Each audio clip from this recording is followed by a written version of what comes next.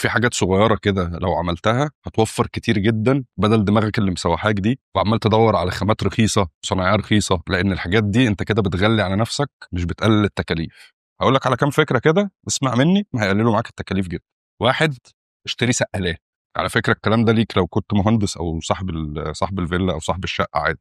السلم، برميل، سقاله كبيره لو انت في فيلا. الحاجات دي هتصرف معاك كتير جدا، وفي نفس الوقت برضو هتوفر من الصنعه لما الصنايعي وانت بتتفق معاه تقول له انا عندي السقالات، عندي وقفتك، هتوفر معاك كتير جدا. اتنين، في ونش صغير كده ب 5000 جنيه تقريبا، هو بيرفع 250 كيلو، هو بيقول لك طن ونص بس هو بيرفع 250 كيلو 300 كيلو، حاجات في الرينج ده. ترفع بيهم شكاره اسمنت، طلع بيهم سيراميك، تنزل بيهم شكاره راتش، ترفع بيهم شكاره رمل.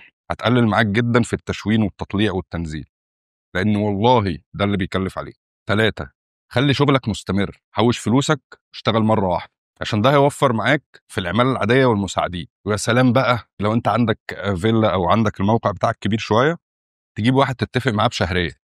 انا هديك مثلا في الشهر 6000 جنيه، هديك في الشهر 7000 جنيه، ويبقى موجود بيلم لك الدنيا اول باول، وفي نفس الوقت برضه هيبقى بيساعد الصناعيه اللي انت بتجيبهم. اربعه، كرسي، ترابيزه وبويلر، عشان وانت واقف في الموقع ما تتخنقش، تقعد تريح، تبقى جايب معاك ازازه المايه بتاعتك، تشرب كوبايه شاي بتاع الكلام ده كله، تشوف شغلك. بص الروشته اللي انا قلتها لك دي تكلفتها تقريبا 20000 جنيه، 20000 جنيه غير مرتب الراجل اللي شغال معاك. الفاتوره دي جوه التشطيب النهارده ولا حاجه، لكن فعلا هتلاقي الوفر معاك بيعدي ال 30%. والميزه بقى ان الموتور والسقاله، ان كان سلم ولا لوح ولا سقاله معدنيه، والخرطوم، الحاجات دي كلها غير ان ليها اصلا استخدامات معاك بعد كده، خصوصا لو انت فيلا.